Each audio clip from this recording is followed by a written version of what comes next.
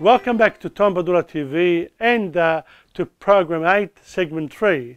Now this is actually an introduction to the program, and I look back visually at aspects of the play Cosi, pare, So It Is, If You Think So, by Luigi Pirandello, and directed by Dino Nicolosi, produced by myself and my wife Nella, and I do hope that you've enjoyed the play and that you've enjoyed what it is, an amateur production, but an important part of the life of the community here in Melbourne.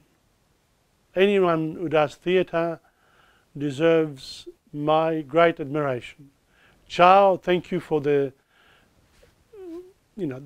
watching and enjoying the play, and I do hope that this remains as a contribution to the Italo-Australian way of life and its history.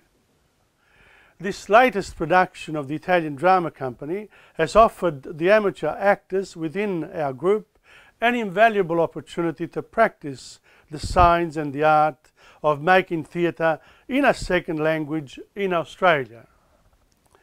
The challenge has been basically a linguistic one, since this play contains some of the best spoken Italian on offer in classical Italian literature. The language itself is structured like a piece of music, whereby the detective's type storyline unfolds like a piece of opera, not in a libretto, but in a musical sense.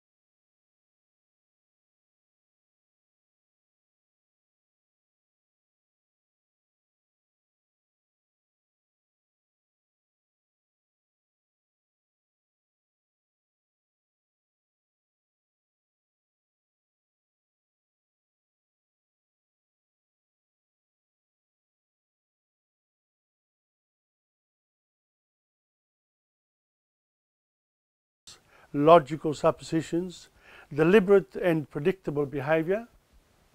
Or are these only a figment of our imagination when, in reality, life offers only contradictions, half-truths and unpredictable outcomes, resulting in an incomplete picture of the truth as it is perceived by each one of us? Cosi è, se vi pare, right you are, if you think so. Or So It Is, If You Think So, is a play that whets the imagination and makes us appreciate the variety of opinions that can exist both within ourselves and in society. The truth must be feminine in nature, as it is fickle and has many sides.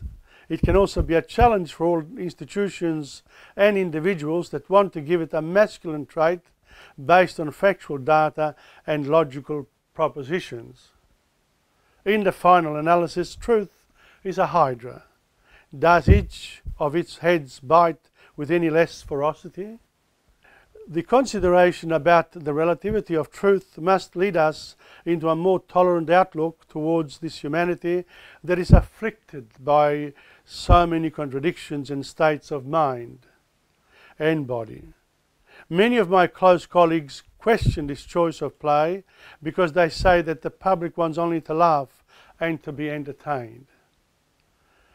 It is also true that a play such as this is a challenge to put on stage because of its inherent difficulty, both in a dramatic and in a linguistic sense. If we were to listen to negative advice not to attempt this type of play, that would make a lot of sense from a practical point of view. However, we would then remain ignorant of the great examples of good writing of past authors from different generations. The classics offer an incredible source of knowledge that need to be reviewed in the light of current lifestyles and attitudes. This challenge cannot be undervalued or underestimated just because we are, after all, an amateur theatre group, and with bilingual ambitions to boot. The voluntary nature of this work makes it all the more poignant, because it takes literally a Herculean effort to make the whole come together. When we do succeed in doing so, it becomes, in our eyes, an almost living miracle. Miracles, however, don't just happen. They do take a variety of factors that must come together in order for the miracle to actually take place.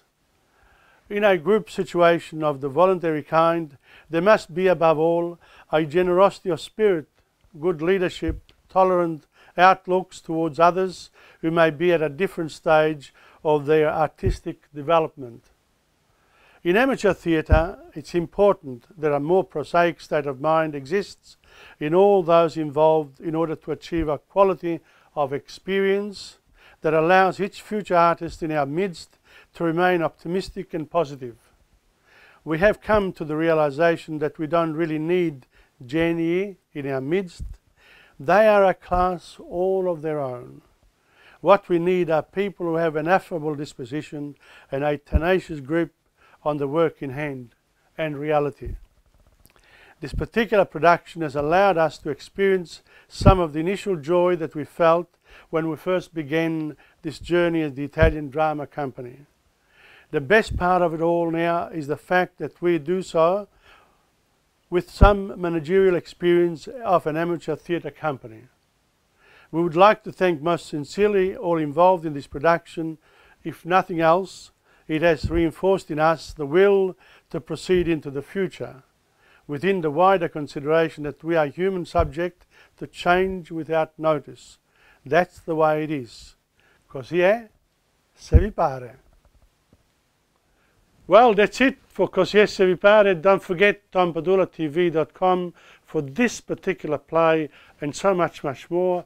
Also, TomPadula.com for my writings and the poetry. Also, Google me under TomPadula or the Italian Drama Company or Insegna. You know, there's a lot of work that has been going on over the years here, and we've enjoyed doing it. So that's it. Ciao, arrivederci. Ci vediamo per la prossima serie.